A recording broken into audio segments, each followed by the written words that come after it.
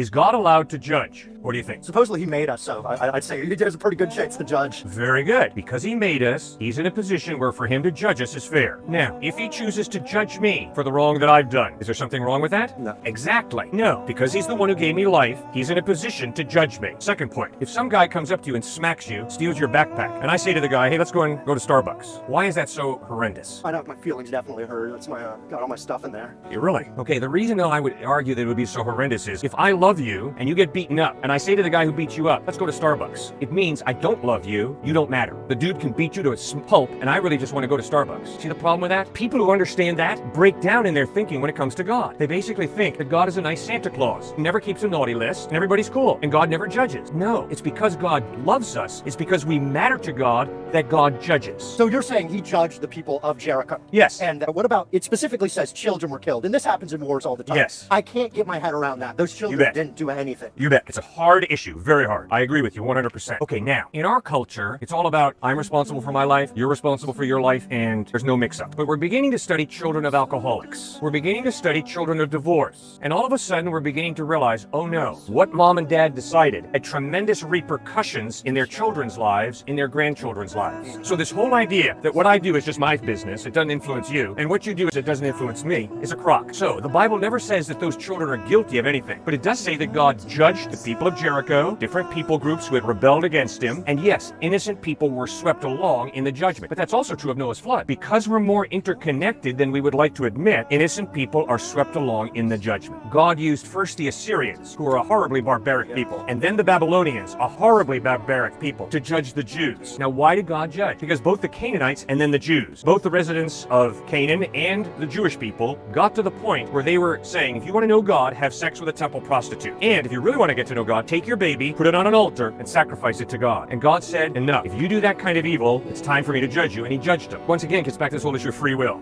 Fall back, smack you. Wait, God, why don't you put plexiglass in between here so that my fist goes there and then bounces off? Because God has chosen to limit his power by giving us a free will, which means he's not going to put plexiglass here every time and my fist is going to bounce off. Instead, it could be that I would swing through, hurt you, and that's evil on my part. See, so it's this whole issue of expectations of an all-powerful God. What's an all-powerful God supposed to do? Put plexiglass here? Now, when he judges a people group, you're right. Innocent people are going to be swept along in that judgment. We cringe over that. I cringe over it. You cringe over it. And that's appropriate. And that's why we look forward to the return of Christ, when there will be a day of judgment, when injustice will be punished and innocent people who've been raked over the coals will be lifted up. That's why this return of Christ is so important, because on that day, justice will really rule.